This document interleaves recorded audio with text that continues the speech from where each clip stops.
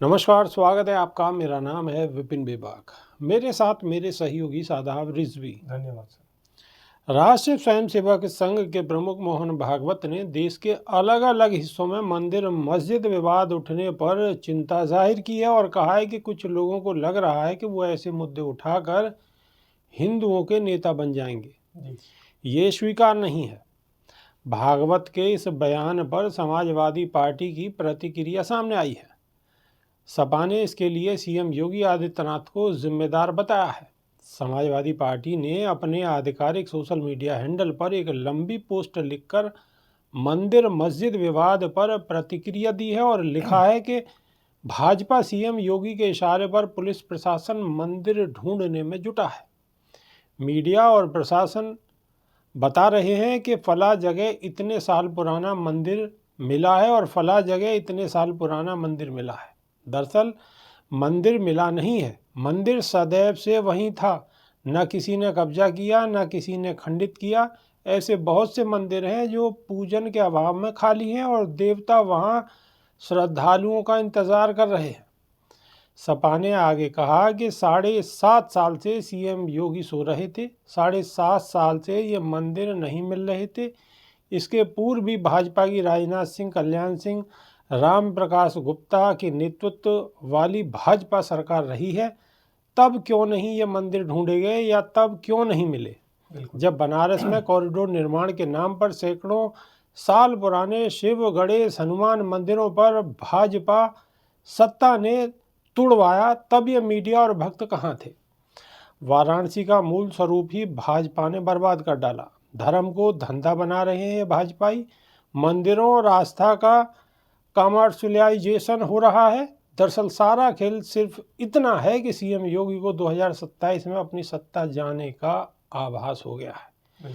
ये सरकारी और भाजपाई गुंडई, बेईमानी, मंदिर मस्जिद, हिंदू मुसलमान, दंगा फसाद, हिंसा, सनसनी फैलाने का खेल इसी सत्ता और कुर्सी को बचाने के लिए सीएम योगी और भाजपा द्वारा खेला जा रहा है।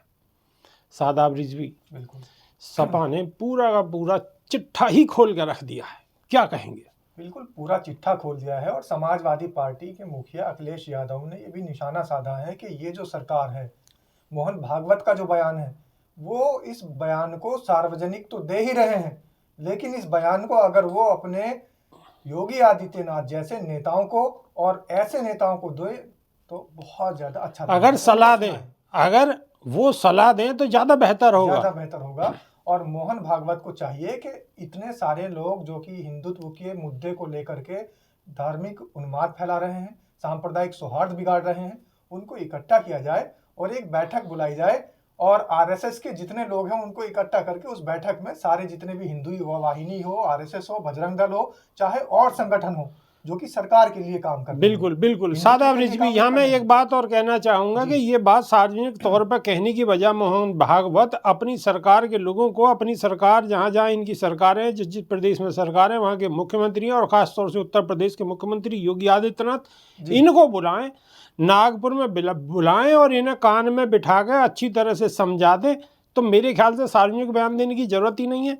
इसमें भी कहीं ना कहीं राजनीति है, क्योंकि ये एक सार्वजनिक मंच से मोहन भागवत ये बात कह रहे हैं। बिल्कुल, ये तो वही वाली कहानी हो गई जो पुराने तरीके से, पुराने समय से एक कहावत चली आ रही है गांव देहात में, टटरा रोलूं भेजा खाऊं, तो सर रोल के भेजा खाने वाली बात चल रही है। एक तरफ तो मंदिर मस्जिद को तोड़ा जा रहा है और मंदिर ढूंढने के नाम पर उन्माद फैलाया जा रहा है, आतंक फैलाया जा रहा है, कत्लेआम फैलाया जा रहा है और दूसरी तरफ फिर उसकी भरपाई के लिए बयानबाजी की जा रही है। तो इस बयानबाजी से तो शायद जिनके घरों के चिराग बुझे हैं वो वापस नहीं आने वाले हैं। बिल्कुल, जिनके चिराग बुझे हैं वो वापस नहीं आने वाले हैं। इसके साथ साथ सपा ने कहा है कि मुसलमानों के खिलाफ जनता में माहौल बनाया जा रहा है। भाजपा जब से लोकसभा में सपा से हारी है तब से हिली और डरी हुई है। सीएम योगी हिले और डरे हुए हैं। प्रशासन और मीडिया का इस्तेमाल करके सीएम योगी सिर्फ सनसनी फैला रहे हैं और जनता को सड़क, स्वास्थ्य, शिक्षा, रोजगार, नौकरी, आरक्षण, भाजपाई गुंडई जैसे मुद्दों से भटका रहे हैं। बिल्कुल, सीएम योगी ने अपने संरक्षण में सिर्फ भ्रष्टाचार और अपराध को बढ़ावा दिया है और अपराध और भ्रष्टाचार का साम्राज्य ही वे कायम करना चाहते हैं।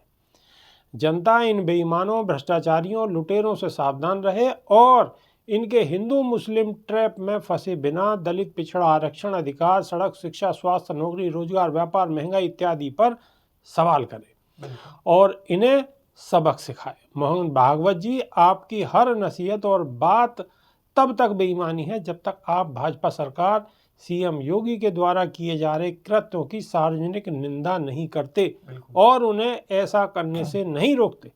तब तक आपके बयान सिर्फ भाषणबाजी और ड्रामेबाजी ही इसको कहेंगे। बिल्कुल। तो सपा ने बिल्कुल स्पष्ट कर दिया है कि आप जो कह रहे हैं वो सिर्फ बयानबाजी और भाषणबाजी और ड्रामेबाजी है, इसके अलावा कुछ नहीं है। सादा रिजवी, देखिए, कथनी और करनी में फर्क इसलिए भी नजर आ रहा है मोहन भागवत को।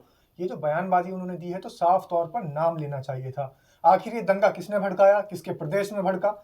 अगर वो छोटे नेताओं का भी नाम नहीं ले सकते तो प्रदेश के जो मुखिया हैं, जिसके प्रदेश में दंगे भड़के हैं, जिसके प्रदेश में मंदिर खोजे जा रहे हैं, जिसके प्रदेश में मंदिरों के सर्वेक्षण हो रहे हैं, मस्जिदों के सर्वेक्षण हो रहे हैं और जिसके प्रदेश में मंदिर मस्जिद के नाम पर लोगों का खून बहाया जा रहा है, कम से कम उस नेता का तो नाम ले ही लेना चाहिए था।